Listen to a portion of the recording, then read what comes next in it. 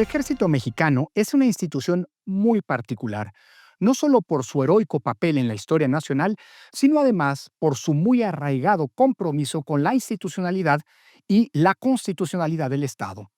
Recuerdo que mi padre, el renombrado historiador y politicólogo Arnaldo Córdoba, me hizo notar en numerosas ocasiones que esa vocación institucional era un rasgo distintivo muy particular del ejército mexicano, que lo diferenciaba claramente de los militares de otras naciones y, particularmente, de los del resto de América Latina.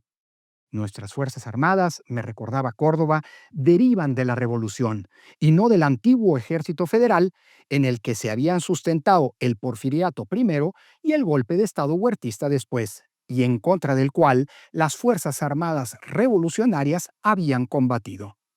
Es justamente de ese origen revolucionario de donde proviene precisamente su carácter popular. El nuestro, me decía mi padre, a diferencia de los de América Latina, no es un ejército aristocrático en donde existe una élite militar que tiene intereses de muy diversa índole, militares por supuesto, pero también económicos y políticos, y por lo tanto busca perpetuarse y reproducirse justamente porque tiene muchas prerrogativas que cuidar y mantener. El de México, en cambio, es un ejército que durante décadas y todavía hoy le ha permitido a muchos mexicanos y mexicanas la mejora de sus condiciones de vida, la movilidad social y la posibilidad de satisfacer sus intereses vitales, además, por supuesto, de los de compromiso y lealtad con la patria que naturalmente conlleva la carrera de las armas. Además, es un cuerpo centrado en el mérito y en el que el ascenso en la jerarquía militar se da por el trabajo, la disciplina y los merecimientos individuales de cada uno de sus miembros. En cambio, apuntaba Arnaldo Córdoba, los ejércitos latinoamericanos solían tener intereses que los convertían en actores políticos, lo que los llevó prácticamente en todos los casos a actuar políticamente, incluso rompiendo el orden legal y constitucional que los obligaba para imponer su voluntad si era necesario. En efecto, la gran mayoría de esos países, en diversos momentos de su historia, se vieron aquejados por golpes de Estado cuando las jerarquías militares veían amenazados sus intereses por los gobiernos en turno. Una de las principales virtudes del proceso de institucionalización que propició el régimen autoritario postrevolucionario en México durante el siglo pasado fue el sacar a las Fuerzas Armadas de la política. Esa fue una de las grandes decisiones que tomó el gobierno del general Lázaro Cárdenas y que fue secundada por el de su sucesor, el general Manuel Ávila Camacho. Es cierto que los militares siempre tuvieron un cierto peso e incluso casi siempre algún representante en los órganos políticos, diputados o senadores que fueran. Pero una condición para que ello ocurriera era que debían entrar en receso y no estar en servicio activo. Pero también es cierto que su peso político nunca fue decisivo ni central. Ello constituyó la base de un fuerte compromiso y lealtad institucional con el orden constitucional más que con el partido gobernante.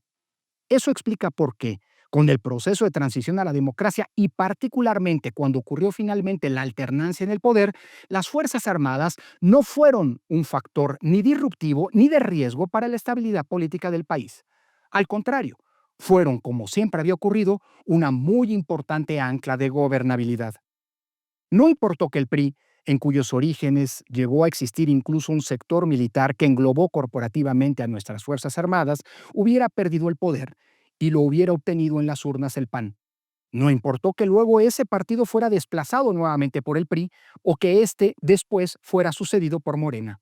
Las Fuerzas Armadas nunca representaron un factor político que pudiera poner en riesgo los procesos democráticos. Al revés, ellas siempre fueron un elemento de respeto y de continuidad del orden constitucional.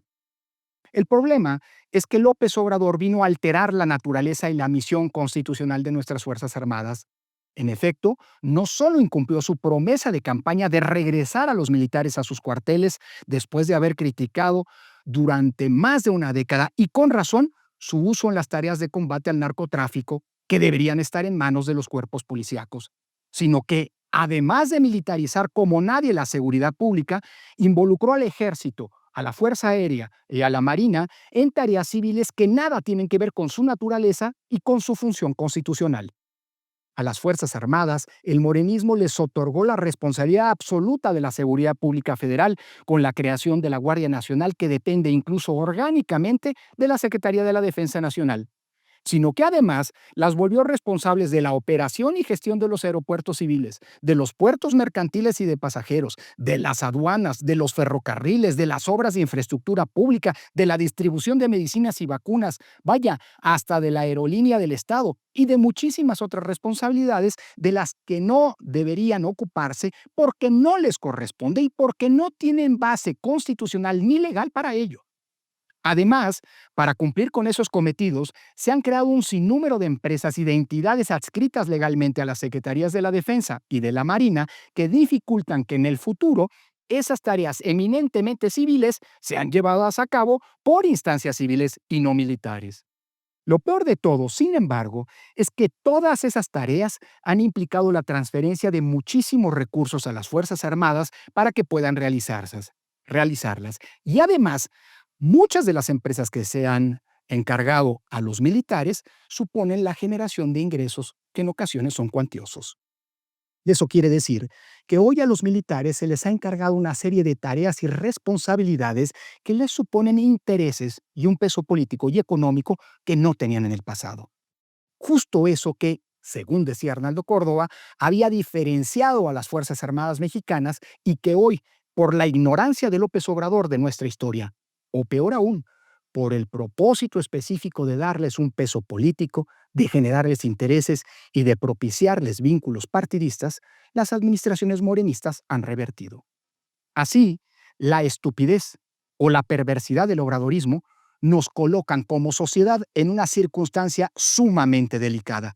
Ojalá que la tradición y vocación institucional de nuestras Fuerzas Armadas perdure incólume en el futuro.